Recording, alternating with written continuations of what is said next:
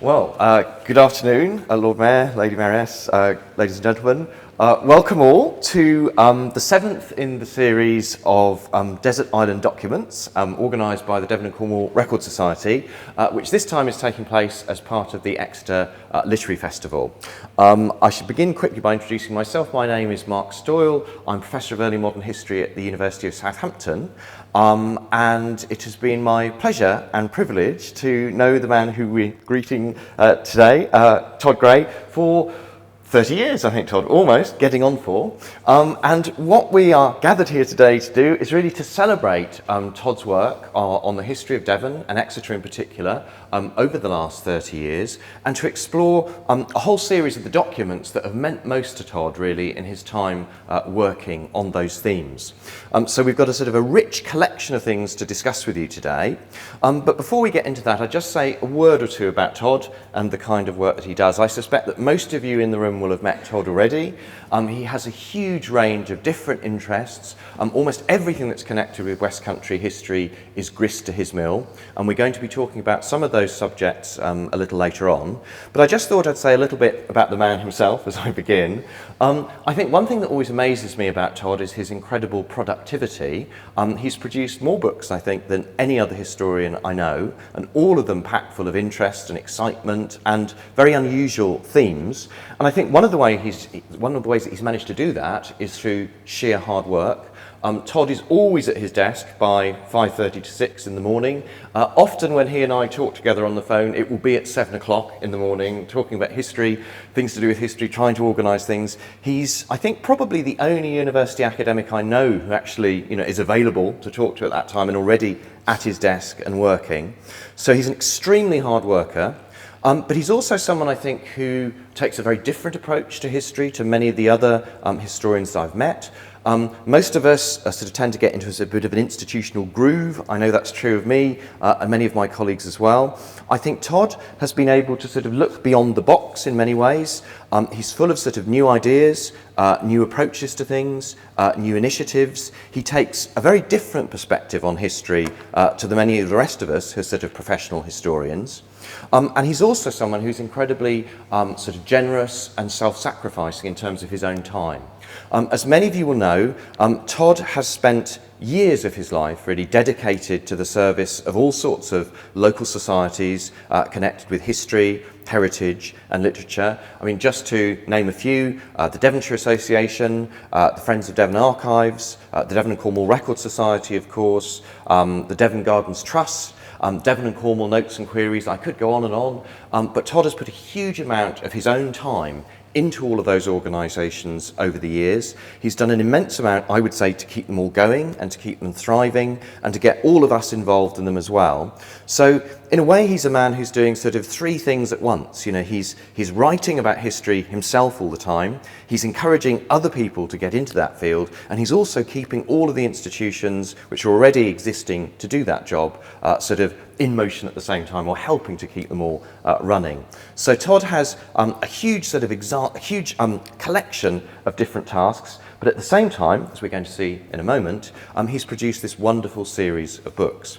And what we're going to do today is really to sort of pass through Todd's career as a historian, sort of stopping along the way to talk about some of the sort of the main, I suppose, points on his pilgrimage, would it be fair to call them that, Todd? So I'd like to begin, I'd like to begin really by talking about the first document, I think, which is coming along, which I think, Todd, is about prisoners of war's accounts. That's too loud, isn't it? No? Is that okay? How's that? Is that okay? All right, well, thank you very much, and thank you all for coming. It's a bit like being dead. This is the only time in your life where people say things about you, and you always think, what a shame the person isn't alive. And then they can't correct you, so it's okay, I suppose, then. But yes, thank you all for coming. I've done Mark's side a couple of times, most recently for wonderful Oliver Padell in Cornwall a few weeks ago. And I hadn't appreciated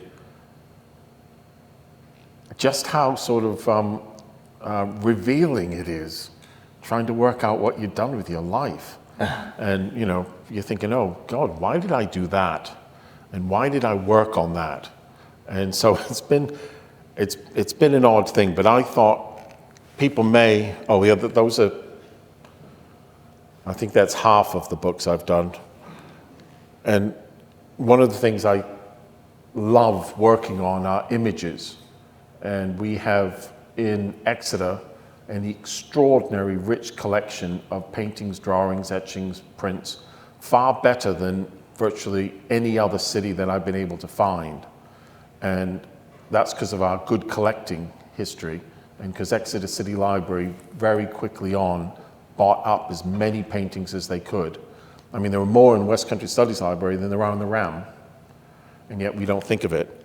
But this kind of explains the way I work, because everybody works differently as a historian. That is, I think, because I've only come across this in the last couple of weeks, I think it's a Napoleonic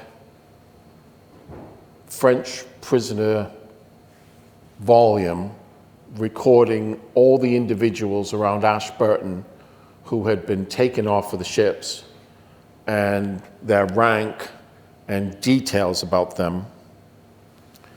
And then later on, somebody got a hold of it in Ashburton, and these are the French material. All this is this weaving account of an early cloth manufacturer who was too tight to buy his own paper, so he recycled and added in the most extraordinary details on the women who were weaving in Denbury, Totnes, Buckfast Lee, Bovey Tracy, all around South Devon, and the cloth he was buying. It's one of the best cloth accounts we have for Devon, and it's really a French prisoner of war listing. And I don't think anybody has seen this before, because it's in a collection which is unlisted of 36 boxes of about 1,300 documents, which was given to the Record Office in 1995, but they've never cataloged it. They started it but didn't do anything more, so it's been sitting there for nearly 25 years. So you have to go through all the boxes. I've got 6 more to go through to find out what else is in there. And this just happened to be there when I opened one, and there it was. And it's the sort of thing it's possible to do in Devon and lead you ways that you don't expect it to go. Oddly enough, I have a friend who's interested in translations of the Marseillaise, and there's an English translation in there by somebody from one of the French prisoners of war. I mean, it's an odd thing, but it's kind of the way research happens and brings you in places that you don't expect it to be. I hope that makes sense. Now. Okay, so what I'm going to sort of proposing to do over the next sort of 45 minutes or so is really sort of take you through, you know, the various stages of Todd's career. And I don't think it will surprise anyone in the room to know that Todd wasn't exactly born within the sound of St Peter's Bells here in Exeter, but actually grew up on the other side of the Atlantic in New England. And I've really got 2 questions to pose to you about that, Todd. I mean, I'm always very struck by the fact, you know, that you grew up in these sort of very English-sounding places, Ipswich, Gloucester, and so forth. I mean, did you feel really, even from you know, the earliest age, a real connection with England? Well, we grew up being told England was the mother country. Yeah. Which is very different. I remember getting in an argument when I was 18 with somebody from California who said Mexico is our mother country. And I was appalled. You know? I mean, I was born in Ipswich, we lived in Essex, then we went to Gloucester, and then Manchester, and they're all within a couple of miles of each other. And if it isn't a Native American name, it's an English name. And it was just how we saw ourselves. And my family came down from Canada just before the Second World War. And we've been up there in Nova Scotia since they threw us out of the American South for being on the British side during the American War, because we were loyalists. And the family is all there. And I've since had cousins 5 times removed, come over and visit me here from Nova Scotia, who I've never seen. And oddly enough, the last one, came out of the car and he looked exactly like my grandfather, which I found extraordinary. I mean, and I showed him the picture and they were the same. It's the same face of my grandfather from 40 years ago. Dale wasn't so happy, but, you know. But yeah, I mean, it was just, England was always in the back. I mean, we weren't royalists saying that. And you never called them the English, they were always the Limeys. You know, from the time when the English sailors had to have limes in order to stop the scurvy, Americans called them limeys, and they still do. But yeah, so England was always part and parcel of growing up, really. And I mean, you know, I've learnt something I didn't notice. I had no idea that your family had originally been thrown out of the south of the States. I mean, just the fact you were able to sort of tell us that story so quickly and with such facility, I mean, does that suggest that you've always had this same interest in history from a child? And is that partly due to your family story? Well, not really. I just loved history from when I was small. And having to do this made me look through these things. I hadn't realized until this week it's not normal to have kept your birthday cards from 1st, 2nd, 3rd, 4th. I have everything up to about the time I'm 14. Every birthday card, every notice, every photograph I've kept. I've got files after files of them. Until this week, I just assumed everybody did this. You don't think about it. And then I actually put it on Facebook and said, does anybody else do this? And all these responses said, no. Who holds on to these things? And then I was thinking, I've been archiving since I was a child. My sister threw everything away. She has absolutely nothing, but I do, and I don't know why. Is that better? Can you hear better like that?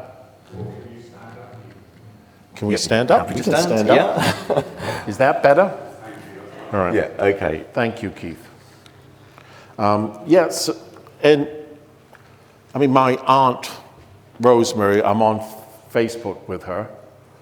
That's her when I was christened. And I have about 30 baby cards from 1958, and I really don't think this is normal. And I know I cost my parents $197.47, which I think I was a bargain, to be honest.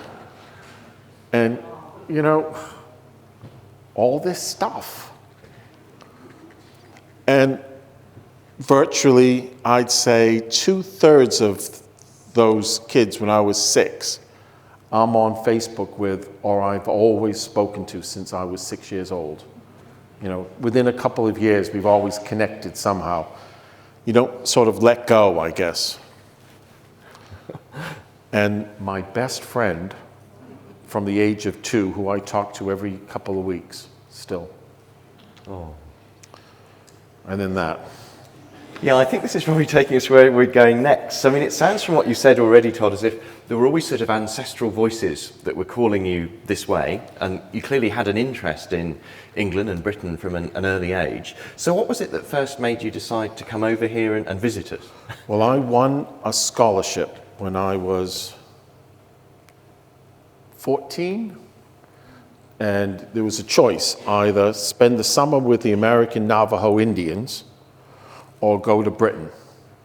And I did pick the Navajo Indians, but that fell apart. I'm grateful that did, because I think it would have been too challenging. So I had 2.5 months, and we in Walthamstow, we had the first week in Walthamstow, and I remember sitting down at the breakfast table and they pushed a jar of marmalade at me and it had a gollywog on it. And it was at that point that I realized England was very different from what I had known. And we had gone through the civil rights movement. That was just a no-no.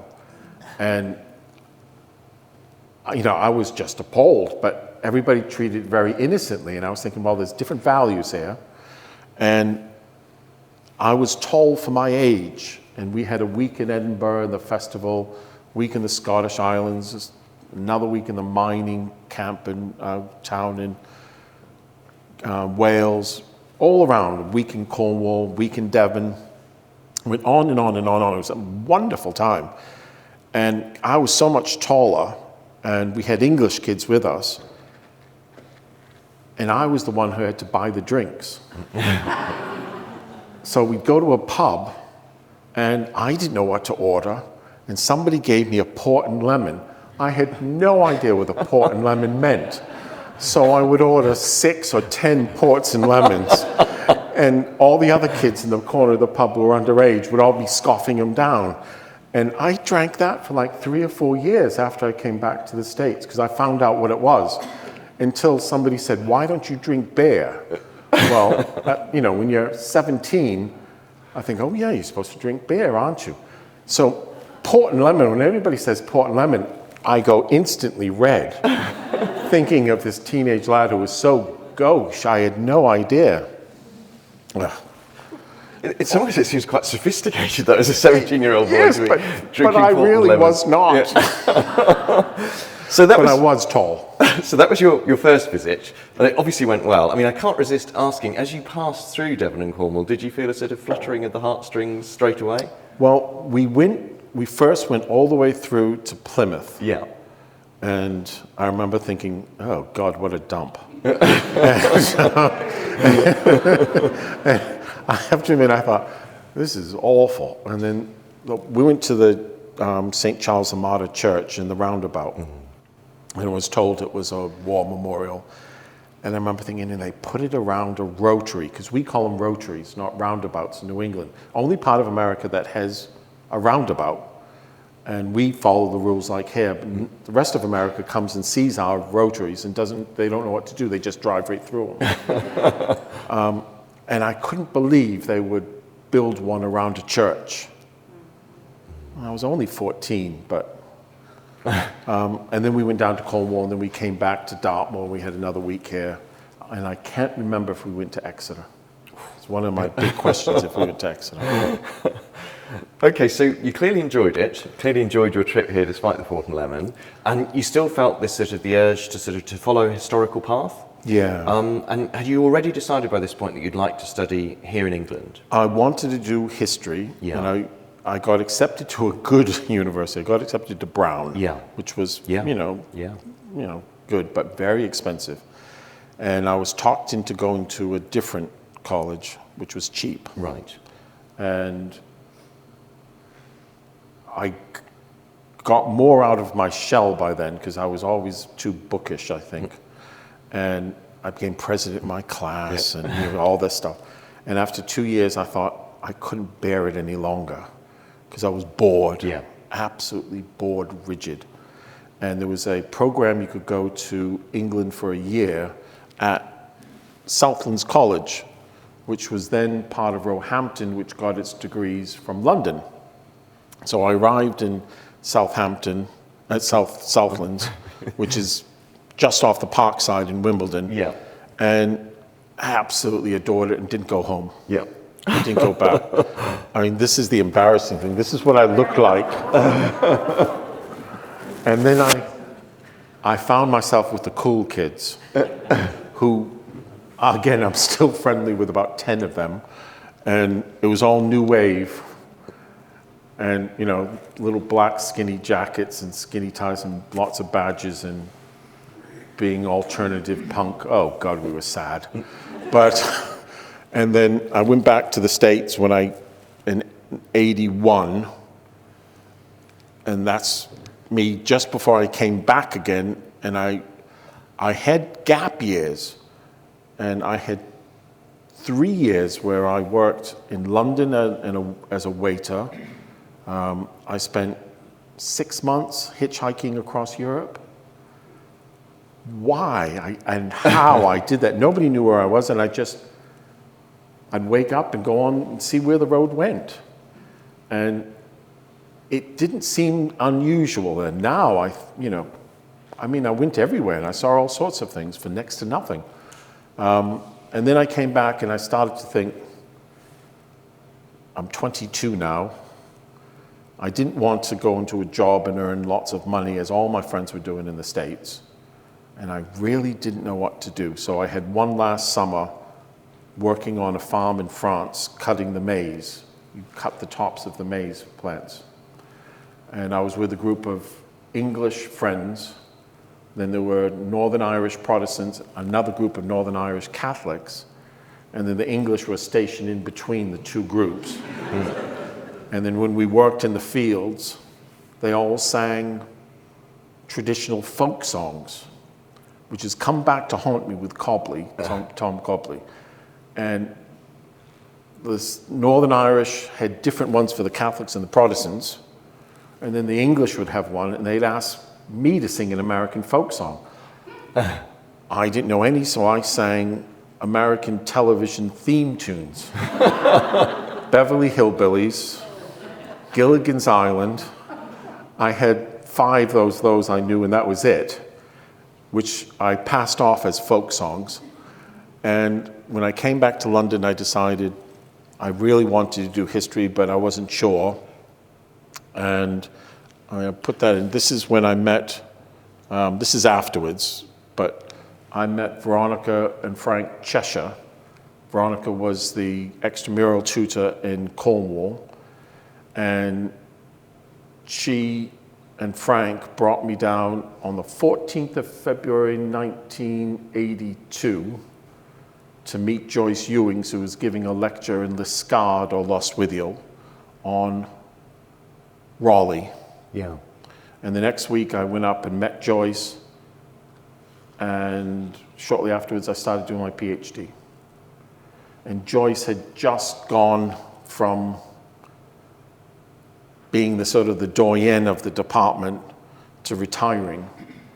And I had an extraordinary 4 years tutorship with her, which you don't get now in universities because staff don't have that time. But I mean, I went up to London with Joyce. She taught me paleography. She really put in a lot of hours with me. And, you know, I owe an awful lot to Joyce. She was tough. Yeah. Whew. You know, and uncompromising, you know. Because it was one way to do everything. I've always thought, you know, that was an unusual choice, you know, for someone working in London and an American to come to Exeter and to work with Joyce. I mean, was there something about her work in particular that had already struck you? I had read Hoskins' Devon, and in it he has the line, something like, "We know nothing of the Devonians who colonized the New World, particularly those who went to New England, and someday a historian is going to write up that history." I thought that would be me. I remember thinking, I thought, now that would be a good topic. And that's why I did a topic which was Devon men and women emigrating via the fisheries to New England. Yeah. Before the Pilgrims. Yeah, I see. And that was Joyce's big topic at the moment, at that time, was fishing in maritime history. Yeah, yeah. I can remember reading some of the works that she produced at that time. I mean, it was a key period in her life. It was the last phase of research she did before she ended up getting Parkinson's. Yeah, yeah. And I think the first document that you're going to show us, or the second one actually, but the first sort of major one, is one that relates to that work. Yes, it was a key time. I hadn't realized this. The British Library was an extraordinary institution, and you had to, it was elitist. Everything was elitist, I think, in the early 80s. You had to get access through an institution. You had to be a certain person to get in, which meant there weren't many of you, but it meant that you got a lot of help with your work. And same thing with Chancery Lane, Bodleian Library. Yeah. There was hardly any, I mean, working in Harry Potter, land really with the library. I remember in the Bodleian Library when I would go there, there'd be 3 or 4 people, and that was it. Now it's full. And it's better in some ways, but that really made you feel that you were doing something worthwhile. That's it. I think that, I mean, it's a change for the better in some ways, but I was fortunate enough to just get the tail end of those places as well. And as you say, the British Library, Chancery Lane and the Bodleian was so exciting to be working there. You felt so privileged. Yeah. There were a tiny number of people working there, and it did feel incredibly exciting. And to be honest now, there isn't that same excitement. There isn't. No. And, I mean, I even in the early 80s, I looked and I thought, it smacked still of colonialism. Because the people bringing you the things were Northern Irish, white Northern Irish, or black West Indian. And they were like the underclass. And the cleaners were like that. It was all very graduated. And I mean, that's when I learned the class system at Exeter. I hadn't realized how important all the distinctions were. And I remember Joyce telling me, I'm outside the class system because I'm American and they can't understand my accent, so they don't know how to peg me. But she said, you have to be assured you're lower middle class. And she said this as if I should be really happy. And I didn't cheer up. And she said, well, because I thought, well, you know. And she said, well, if you get a chair, you might rise to upper middle class. And this was aspirational, what I should look for in my life. And I remember thinking, this isn't really for me.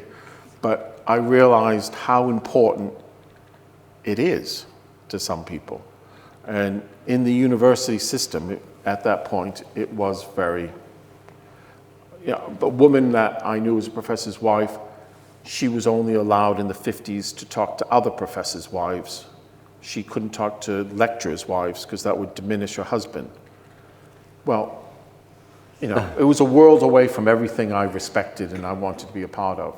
But it did teach me more about England than I had known before. But yeah, the first document is this one, which this was my first, I think, my real exciting find. And I had been trying to work out the nature of the fishing industry in Devon. There was nothing written on it, so I didn't have anything to build on. And I went to see Audrey Erskine in the Cathedral Archives, and she said she has no records on fishing, but she does have some tithe records relating to Dawlish for inshore pilchards. So I had a look at those, but they didn't tell me much more than, I needed on the bigger picture. So I worked on those and wrote it up in a couple of pages. And then I went to the Diocesan Records, which, as you know, I think there's 40,000 pieces sheets of paper, and all uncatalogued. So you have to read them all to see if there's something of interest with what you want. And in these tithe records, which is this one here, this is the parishioners and fishermen of the parish of Brixham, and they talk about going on the high seas near the shore and the creeks near adjoining. And the document talks about near voyages and far voyages. And a near voyage was one that you went out and fished and you came back to that place in the day, whereas a far voyage took you 3 or 4 days and you came back. And that nobody had seen and written up.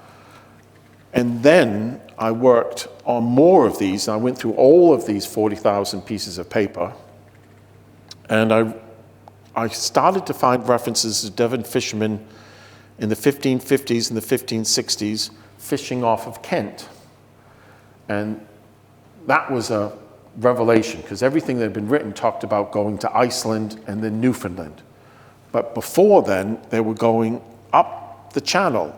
And then I found them all the way up to Scotland. I found them in Suffolk and Norfolk and Yorkshire and up to the tip of Scotland and in the Irish Sea. And the work, and this was completely new, and it was so exciting to write up something nobody had seen before.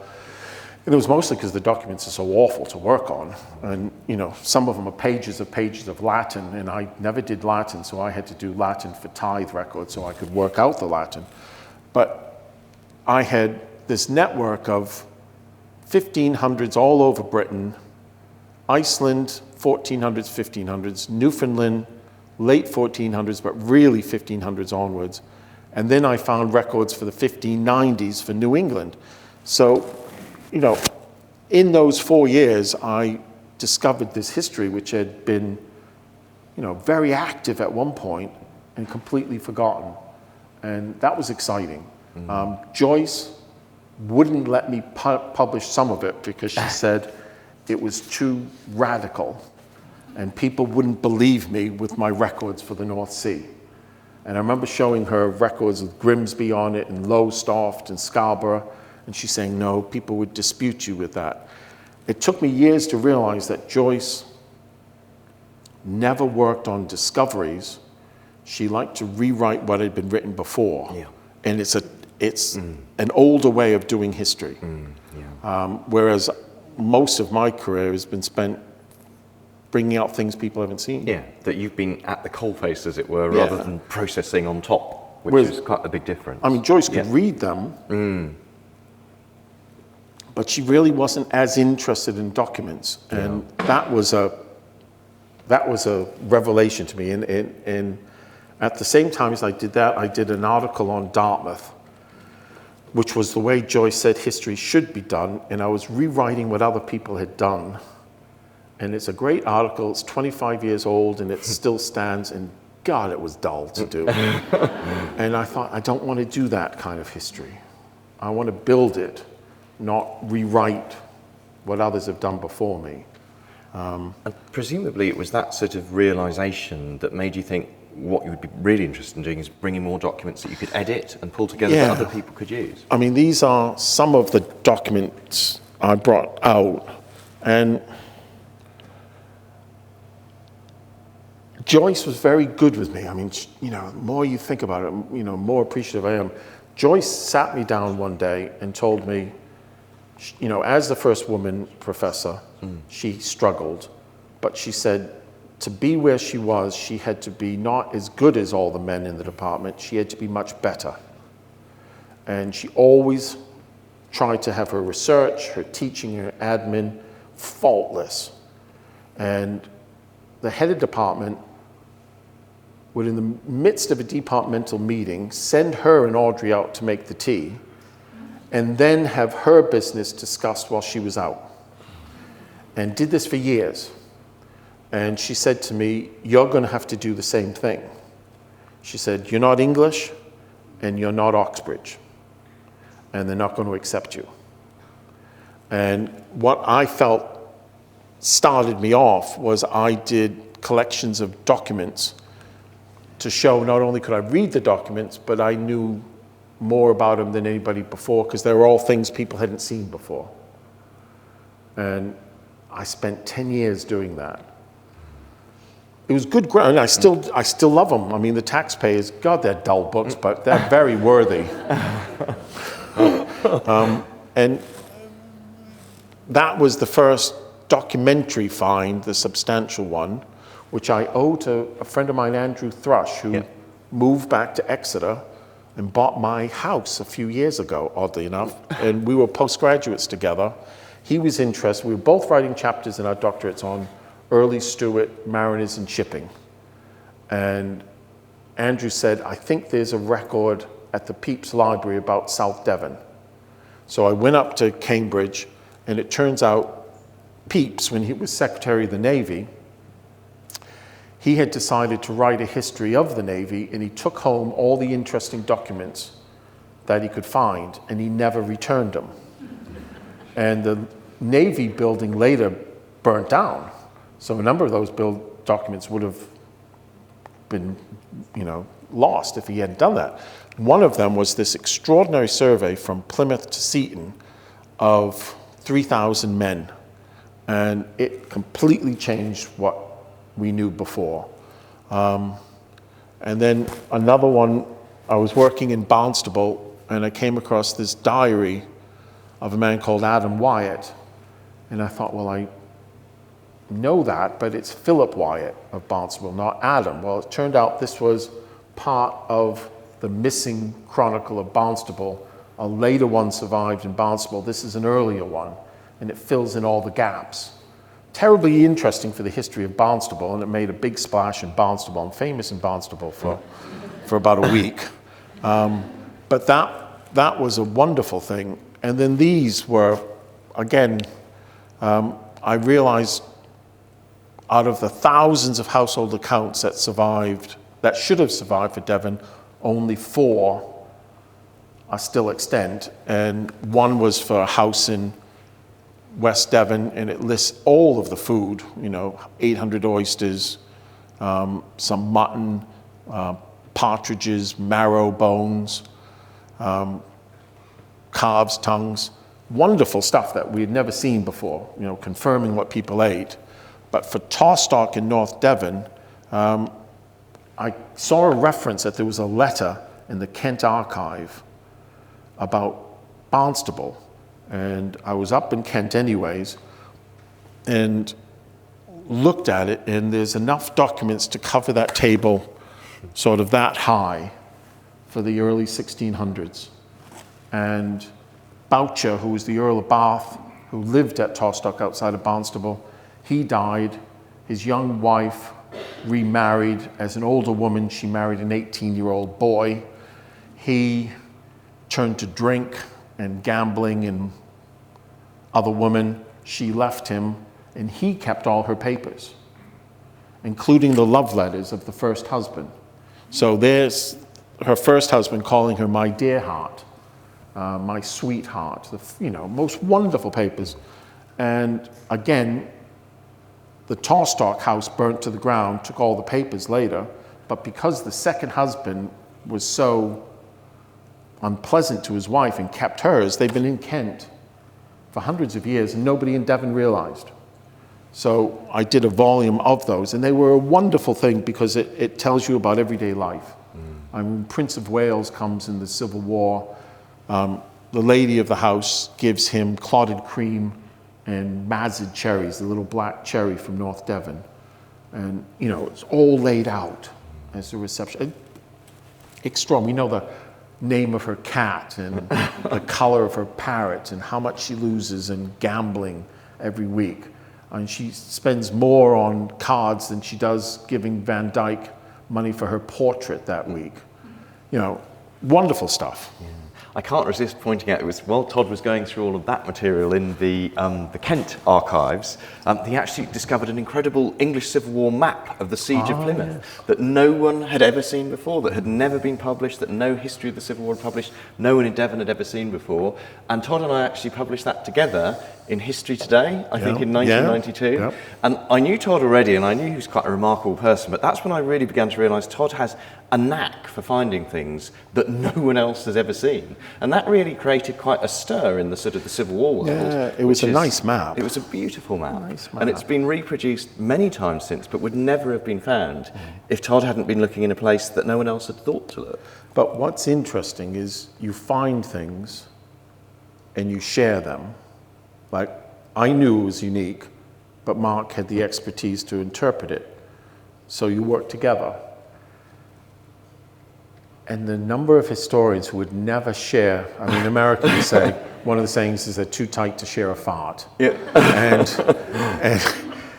And that holding back stops so much joy from coming out. I just don't understand it. Far better that you share something and it gets out there than it's stuck in purgatory for another 50 years. So we started off really working with Joyce, learning a great deal from her, really learning the trade of a historian from Joyce, and then branched out into areas that are perhaps a little bit different from where Joyce herself might have gone, particularly into editing and drawing on documentary materials. You said more than other people's work, and that again sort of moved you in a sort of a further direction still, I think, Todd. Well, I had this funny period,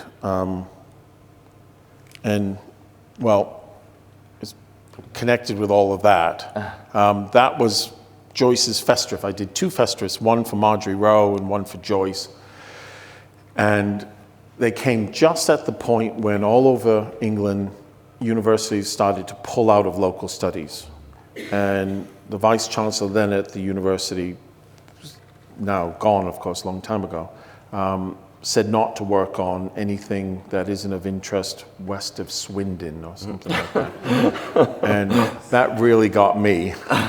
And I remember having an appraisal with 2 professors, and they told me, you have a choice. Either you stop working on Devon and stay here, or, your days are numbered here. And it's something I've never really talked about, and this is but it's the truth. I had lost at that time 6 friends to HIV, and I was 30. And you looked around and your age group was dying. And I thought, God, I may not have much time either. Anything could happen to you at any time. At 30, I could see my mortality. And I thought, what do I want to do with my life?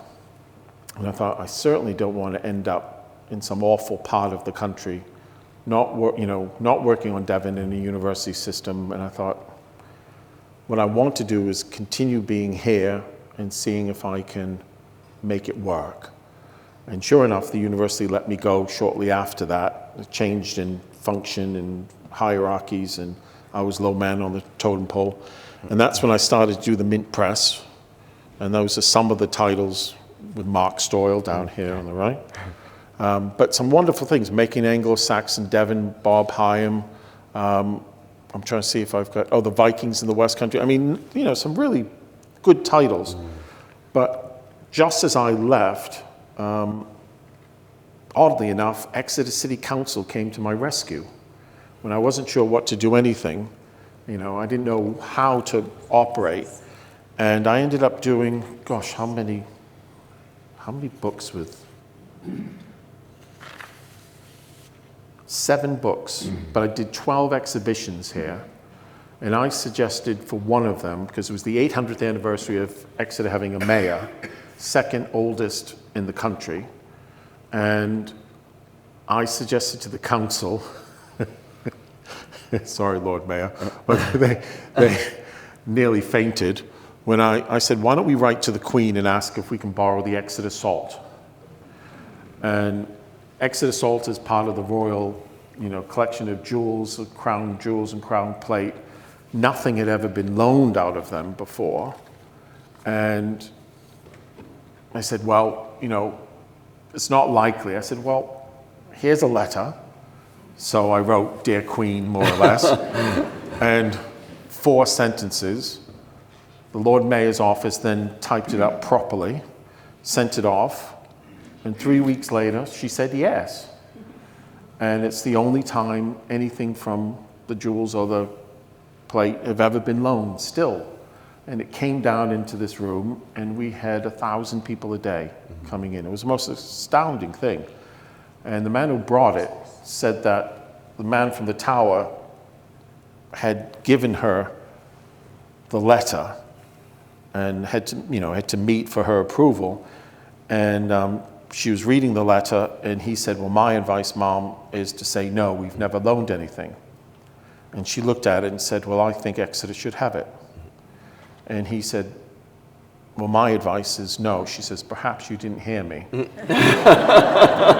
I said yes. And then that was meant to be the end of the conversation. And I'm told he stood there for a little while before gradually realizing he had to walk backwards, and that was the end of it. So we had it for a week and a bit, maybe 2 weeks. We had it for 2 weeks. And it was an astounding loan, absolutely astounding loan. And I paired with it Hooker's great Chronicle of the city. And we did this edition of this seminal book. I mean, Hooker upstairs at the top of the building in the 1790s wrote this history of Exeter from 1200 to 1600. Every year, he writes down what happens in the city and what happens in the country. And I edited it and published it for that year, and it was a monumental thing to do. But what I'm still amazed at is one of the key documents on the history of Exeter, and nobody had done it. It took me to do it this late, whereas, Hoskins and Joyce and so many others were here. I still don't understand why that wasn't done, but we put it into print, and, it's it's a gold mine of information on everyday life in Exeter. I mean, do you think one of the reasons that no one had done this before is that in a way that you had escaped, if you like, from the pinions of the university, and you had, obviously, you now had to make your own living, if you like, without the umbrella of the university to protect you, but did it also mean that you had more time to perhaps see projects that needed to be done, seen ways in which you could bring them to a bigger audience? Well, I think in the university, you owe this responsibility to the status of the university. Some controversy is nice, but most of it isn't. Mm-hmm. It's not that you write safely, but there are institutional concerns which I didn't have. And I started working on things which I would never have done before. Yeah. This was safe, but I was working for the Echo and doing a column, and the Western Morning News would take some of it. And one of the staff in Plymouth said that they had boxes and boxes of glass plates from the 40s, 50s, and 60s, and they were throwing them out. And there were thousands of these. So I rang the Plymouth Archive, and Paul, who was the archivist, who was a friend of mine, I said, if you go up to Crown Hill, you can take these boxes away. So, within half an hour, he was up there loading these glass plate negatives into the back of the car, going back to the office, bringing up the car again, filling it again with more glass plate negatives. I failed in Exeter because they actually threw them all away. I did intercede, but I couldn't work that. So we have, I don't know how many thousands of glass plate negatives, but they're not listed. So I had a couple of months where I would hold them up to the light and look to see if it was Exeter, and I would do a drawing of the photograph from 1939 to 46, 47. And then I read the Western Morning News, and I had all my drawings, and I would compare the photograph in the Western Morning News with my drawing and match them up, so I knew what they were of, because all the Western Morning News had was just the negatives with no catalog. And that's why these wonderful pictures came out. This is a woman making a shelter, a bombing shelter in Exeter, 41, 40. And that's beside the city wall, isn't it? If we jump back... Yeah, I'm not sure where it is. That is in Southernhay. I've just realised that is the Exeter city walls in Southernhay, because I've always been interested in the city walls. I've never seen this picture before today. And this is a really unusual view of Exeter city walls captured by Todd. Well, I've got the exact date on that and the woman's names who did it. I suspect he did more than just help. Yep. But... women at the Odeon who were trained to show the films that the men could go off to war. A man who did this mechanical puppet show for entertainment to raise money during the war. Well, none of these had been seen before. And even now, there are thousands of the rest of Devon which are languishing in the archive because nobody else has done it. I think I spent 6 months doing all that. And you just don't have 6 months again to do all the other villages. So that was one. And this was the one I don't think I would have been brave enough within the university because of the controversy over race. It's so hard to do race now as a topic. And I did a history of Devon in the slave trade. And this one has landed me in so much hot water. This is a Plymouth document by an abolitionist showing a ship with the number of men as slaves who were put on the ship. Each one of those lines is a human being. And of course, it's only 3 to 4 feet high on the deck, so they're flat on their backs for the whole voyage. And this was done by an abolitionist to tell people who couldn't read or write, mostly, that image, how awful it was. And according to national historians, we have the most active abolitionists, in Devon, in Plymouth and Exeter at the time. But I got hate mail from people saying, oh, you can't talk about abolitionists, that lets white people off their guilt. And I then realized it's not the history that matters to a lot of people, it's their own personal beliefs and their politics. And they look to history to justify what they already think rather than the evidence, which is right in front of you. And a number of topics I've come into contact with that, and I find it quite distressing. I mean, other ones are easier.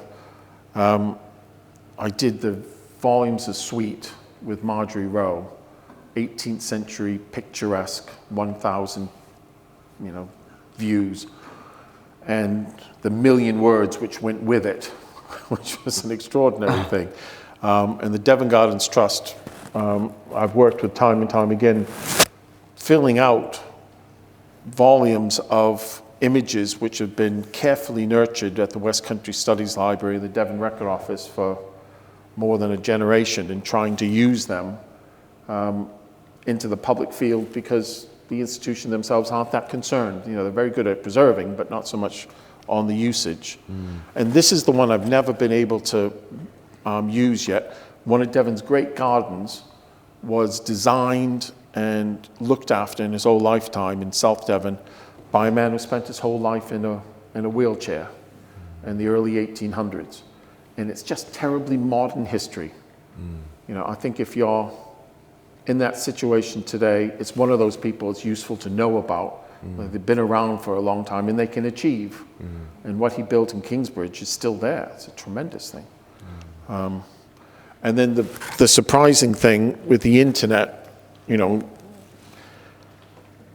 I did the art of the Devon Garden, because the American museums are so good at letting you use their images, I have in a book of Devon Gardens paintings by Monet, Manet, Picasso, Rembrandt, Degas, the world's leading artists in a book on Devon. It's the absurdity of life. But, that was possible in a way in which, I couldn't have done before. But this is another difficult one. And again, I was going to ask, do you think you sort of tiptoed into more and more dangerous areas over time as a scholar? Well, I started to feel more confident, but I also had an enormous effect on me with Ivan Roots and Christopher Holdsworth, who were very keen on the social responsibility of the historian. And Christopher, who had given up lots of his time to work in Northern Ireland on the peace process in the 70s and the 80s, were talking to me more and more about how it's important to bring out issues which people may find disturbing. And I came across stories of the blackshirts in Devon, and eventually I discovered that the biggest branch outside of London was Plymouth, which had never gone into print. Plymouth knew about it, and it was Andrew Thorpe who told me there was a collection in Sheffield of West Dorset fascism records. So I went up, and this is Mosley coming right here behind us. 2,000 people heard him, great cheers, in the 1934, and he comes back again in 35 and back again in 36. And it's a shocking history, but those documents are mostly about Devon and not Dorset, so they're really very good. And then I did the book, and I had a call from a man who said, I have some documents from the police on fascism, and did I want them? And I had been to the police archive, and in their listing, there was 6 folders of fascism documents listed, but they couldn't find them. And I didn't know if they really couldn't find them, or if they couldn't find them. And he met me on the steps of the museum, stood outside, he handed me the folder, and he walked off. I haven't seen him since, I don't know who he is. And they were all the documents from the police, which a policeman had nicked. And wonderful things in there. I was shouted at by the family here, who told me their father was, never a fascist. And I've got his cards, paid-up member of the British Union of Fascists. It turns out the fascists loved the book. I thought I was going to get bricks through the window. I ran into great problems with the Western Morning News, who wouldn't touch me for about 2 years because Lord Rothermere, who was the owner, had family who were involved as newspaper proprietors supporting the fascists in the 30s. And the Western Morning News advertised itself in the 30s in Devon in this way. And I don't know if you can see, but in each corner there's a swastika. For a year, the Western Morning News told people through the press that not only do we support Mosley, but we support Hitler. And the owner, Lord Rothermere, was coming down to Plymouth just as my book came out. And they were desperate that he didn't know anything about it. So not only did they not review the book, I didn't get any notice of anything I was doing for 2 years until finally, I think the newspaper was sold and I was allowed back into the press. It was a very odd thing, and I'd never thought of that kind of censorship before. But would I be right in saying as well that although it's probably one of your most controversial books, I think it's almost also been one of the best-selling? Yeah. So it's almost out of print, and we did an awful lot. I don't know how many thousands it sold. I don't know what it is. Devon and Slavery, that went out of print. The book on looting in the war, which again wasn't very popular. People wouldn't accept it. The Echo ran a headline, City, historian owes city apology, and then did the story, and I was harangued by it, and then Branscombe happened. And then everything shifted with Branscombe, and then everything happened in London, and since then I haven't had one peep from a lecture, but when I was giving a lecture, I would have people argue with me, even though there was evidence. I'd say, well, this is the police record, and here are, you know, the police admitting that 2,000 people had looted in London in this week, say, but people wouldn't accept it. And again, it's that disconnect between what the evidence shows and what people want to believe. And a myth is very powerful. And I can't resist again just interjecting here that Todd actually wrote a piece a while ago called Inappropriate History when he was the president of the Devonshire Association, which was published in the TDA. And it's a really fascinating read. It's a very subversive piece of work, I think, on what kind of history people are prepared to accept and what kind of history they're not prepared to accept. And that's a direction you've been going in a lot more lately, I think. Yeah. And I think also, as well as giving you this ability to go down some sort of unusual paths, I think having that sort of institutional freedom has also allowed you to react quite quickly to events, more quickly perhaps than many other people would be able to do. And that was particularly shown in the case of the Exeter fire. Well, it was a funny thing. Hamish Marshall, who I had done pieces with before, rang me up and said, you know, the hotel was on fire, could I come in and do a soundbite? And he wanted 15, 20 seconds for the 1 o'clock news. So I went in, I didn't realize it was going to be 50 plus interviews in 2 weeks or 12 days. And I had tried, I remember ringing up John Allen just before I went in, and I said, well, John, you know, you've been working on buildings longer than me. Do you want to do the piece? And John said, no, I don't like doing television. And I rang another friend, couldn't get a hold of him. So I went in, and then it took off. But the reason why I was so prevalent on that is by that time, of course, we didn't have historians at the university who had been working on buildings as in the past, or really on Exeter. So there was nobody else to do that. And I had been doing various things already with the Record Society on building accounts. And I was able to talk to the firemen at the start of the fire about how important this row was on the high street, which they didn't know because there was a lack of information coming to them from the council. They didn't know, the firemen hadn't been briefed on the buildings, but I was able to do it for them because I had read the building reports before for 2 books for this society. And they were very good with me. I mean, you know, it's one of my phrases in life now. The man in charge picked up his walkie-talkie and told his crews, we have a new priority. We have to save the high street buildings. And it's a phrase which is stuck in my mind. And they sent the men in to put the fires out, which were at that point raging in the back. And if anything else, if nothing else, that, you know, I look at those buildings and it, you know, that's a legacy. But I started working with Sue Jackson, who worked in the history department, well, and when it was the bigger department, in administration, and her research on Exeter is far better than any academic that's done work, you know, so much more concentrated. It's been in this gap time when people didn't work. And one of the things I was able to take advantage of was just at this very same time, a former neighbor of mine was moving, and she had, with her husband, kept all their family papers in a greenhouse, in a shed, in a great big chest. And she's a force from the estate agents. And as it turned out, that volume is the only copies of Exeter's newspapers for the 1750s and 60s that have survived. And just by chance, she dropped them all off in my sitting room, and I realized this is all about the building of the Clarence. And it just happens that that worked out that way.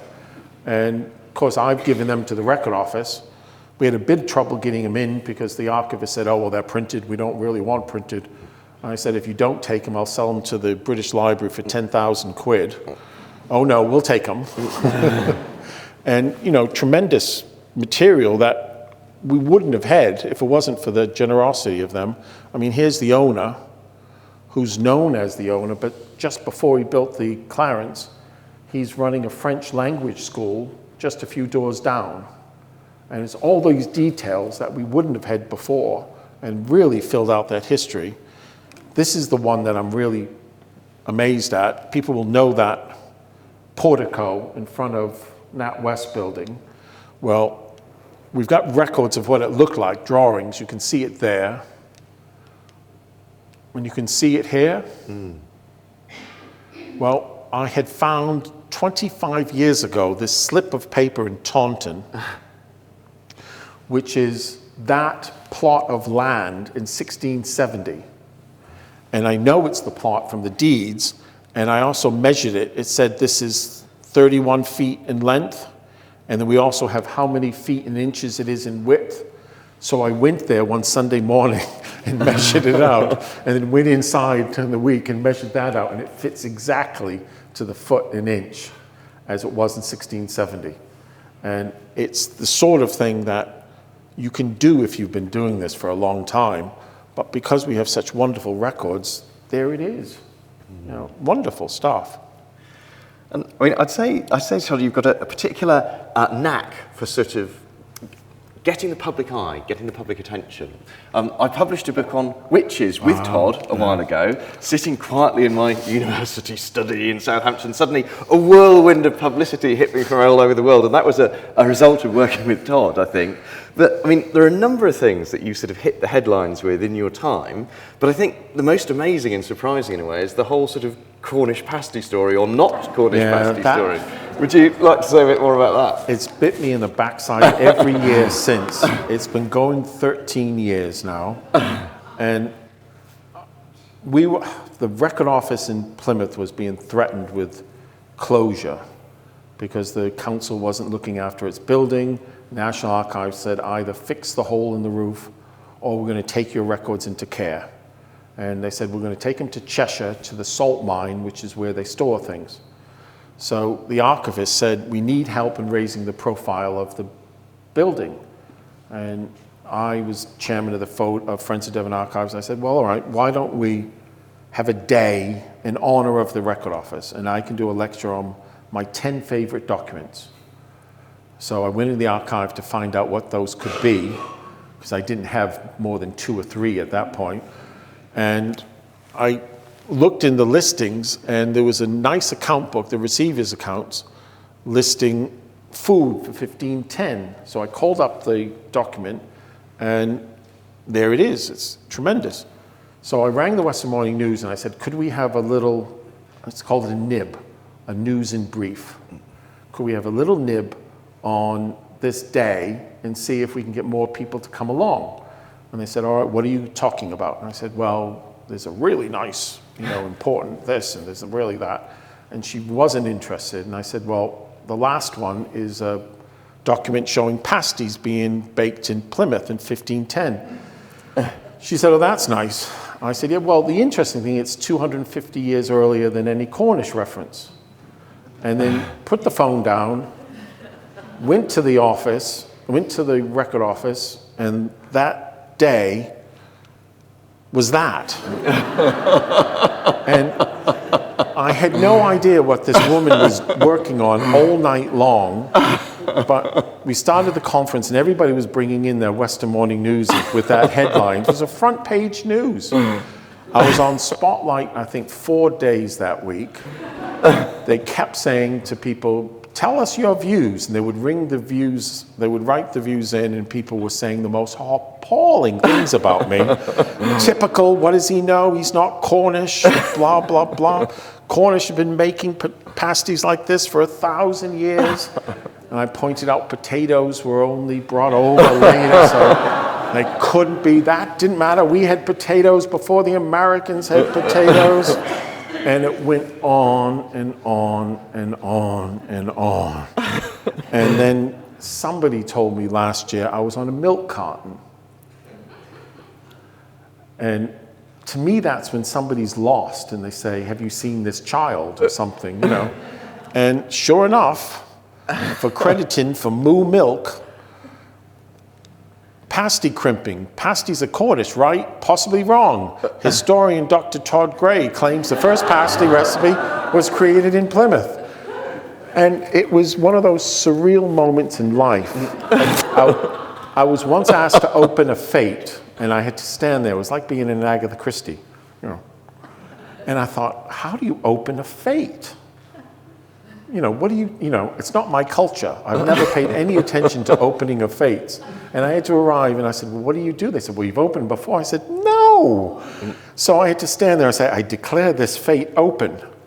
But nobody prepares you for that. It's such an absurd thing to happen to you. But Well, I would say, Todd, that you and I have been friends for a quarter of a century, and I think one of the things that's always brought us together, apart from our love of history and our love of Exeter, is our sort of love of the bizarre and the strange in history. And I'm interested in witches and cross-dressing, and Todd and I share an interest in early modern shaming customs. But lately, you've been moving in more unusual directions still. Well, I did that book a while back, and I became aware that there was a manuscript in the record office that all the archivists knew about, but it wasn't listed, where a vicar in Totnes goes into an alehouse with a woman that isn't his wife and half the age, and the locals notice, and they put a bench up against the side of the alehouse, and they peek in the window and watch for half an hour as this couple are having sex. And there are more than 15 people doing this. They're all taking turns looking through. And one man says more or less, I was disgusted by what I've seen from a vicar for the whole half hour I watched. I couldn't believe it, And it was just a bizarre thing. And so I published it, and it's Totnes. Well, we had the launch in Totnes, and I was a bit unsure of it. And the first person said, this is the sort of history we hope to have in Totnes. And I thought, well, if it was Butley Salterton, I would have been thrown out. But there they wanted it. And then shortly afterwards, it was performed as a play. Terribly. And I went, I was expecting a French farce, but it was pretty awful, really. And luckily, Joyce didn't know about that. Because that was, I had wanted, on the cover of a Record Society volume, I had wanted to put a mermaid in 1992. And I remember Joyce saying, no, this map would be much better than the mermaid. And I said, why? She said, well, I'm not allowing a Devon and Cornwall Record Society volume to have on the cover a bare-breasted woman. And I remember thinking, that's exactly what the book needs, really. Needs something. But I did that, and then Joyce convinced me not to work on slander in the 90s, even though there was lots of maritime slander. And she said, that'll kill your career before you even have one. And I think she was right for the mid-'80s. It would have been difficult. So 2 or 3 years ago, I went back to it. And this is a record here, where your predecessor, Lord Mayor, argued with another councillor who was his brother. And as it says here, Robert Midwinter, his brother, calling him a nipsey. Well, a nipsey is a certain part of a male anatomy, which you did not say in the 1570s. So he was arrested and imprisoned and fined for it. And it's one of the words that came out in this book of slander, which has been one of the most best-selling volumes I've ever done.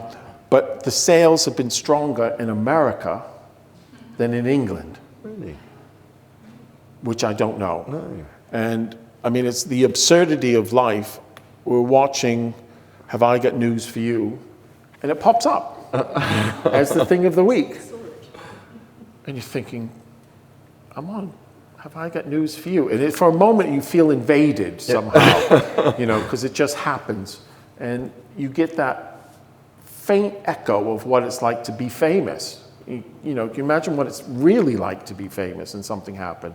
So whenever you're picked up on something, now and then you feel sorry for people who really, I mean, who would want it?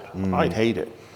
And then I think this is where this is where you're going next. Yeah. So, you know, having sort of hit the headlines with slander, you're now moving in a different direction again, Todd. So this is really, as you've already attacked one Cornish icon, are you now attacking a Devonian? Yeah, that's this year's book. In 1995, I was on a project to look at all of Devon's newspapers from 1705, 76, 4, more or less, to 1950. So at that point, you had to go to Kingsbridge and Ilfracombe and Sidmouth to see things that weren't always photographed or microfilmed. And I read them all, and that I could, and some of them were skimming because they weren't digitized. And I found this in a newspaper, which is at the Devon and Exeter Institution. And it's a version of Tom Cobley, a generation before the one we know of. And it shows, along with other evidence, that Widdicombe Fair, as it's sung, has got nothing to do with Widdicombe Fair. I mean, the song is 60 years earlier than Widdicombe Fair. So if the horse did go in 1800, it died by the time the first fair was held in 1850. But Widdicombe, we launched it in Widdicombe, and I have to admit, locals took it quite well, that their most famous song has nothing to do with Widdicombe. But it's been an extraordinary thing, because it's a different, I like to move on different ways. I can't do the same thing over and over and over. Yeah. And I mean, I think that, you know, I can see the sort of the similarity though, in that sort of sense of undermining received wisdom, really, in the case of the pasty and Widdicombe Fair. And now are you planning to pull off the same trick again in a new direction still? Well, we've got this one, which the Devon and Cornwall Records Society is bringing out as a book, and it's on special offer. It's been, if anybody wants to know more about it, Andy can tell you, and Ellie at the front.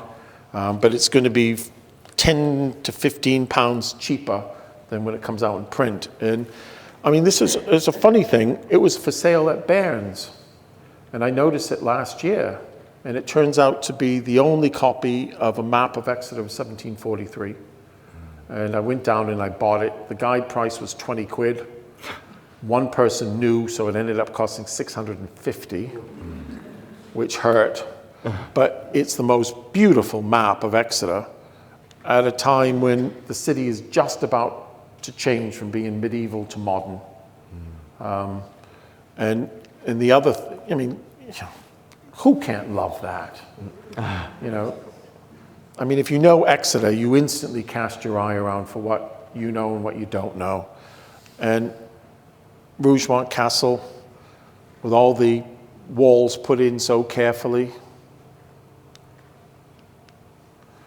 And then the infirmary, Dean Clark House in Southernhay, just had been built that year. And it's put on the side right there. And, you know, wonderful thing, absolutely wonderful thing. Oh, we're running out of time. And then this is the volume which we're working on, and hopefully it's going to be next year's volume, but we've got some funds to raise for it. But I went up to London for the Clarence Hotel book, and I went up to London to see some insurance documents, which Sue and I wanted to have some details for, and I had an extra hour left over, so I have a list of things to look at and archive if there's extra time. And there's a book of cloth, 1760s, with some Exeter in it. I called it up, and it turns out to be the only surviving samples of Devon cloth kept like that, 1760, 1765, 95 pages with 20-odd samples on each page. It's astounding as a volume. I mean, to think it looks like that after 250 years. So we're coming out with that, I hope, in a year, and I'm leading it, but we have a dozen specialists from all over. Anita's one, Ellie's another. People from all over the country are writing up aspects for what was Exeter's biggest industry, which was last written up properly by Hoskins in the 1930s. And even then, it was a very thin book. He was just meant to be a guide. He didn't mean it to be his legacy, but it is. So that's the next one. And I suppose it's typical of the wonderful things that are there, but it just takes time to look for them. Yeah. And I think more and more knowledge building up over time, the more you find, the more you can find in a way. But it's a skill that's learnt really over a lifetime. It's not something that one can learn in a few months or years. And I think that's what you've shown. I mean, Todd, it's been fascinating to hear all of these sort of stories. And I've known you for a long time, but I've learnt lots of things about you today that I never knew. And I'd just like to conclude really by saying that I think Exeter's incredibly fortunate to have Todd. You know, he is a quite unique historian. As far as I know, there is no other historian in the country quite like Todd. And when we've been here thinking about Hooker, you know, Hooker's sort of legacy still survives in this city today, 500 years later. And I think that Todd's legacy will survive here in 500 years' time. Thank you so much, Todd.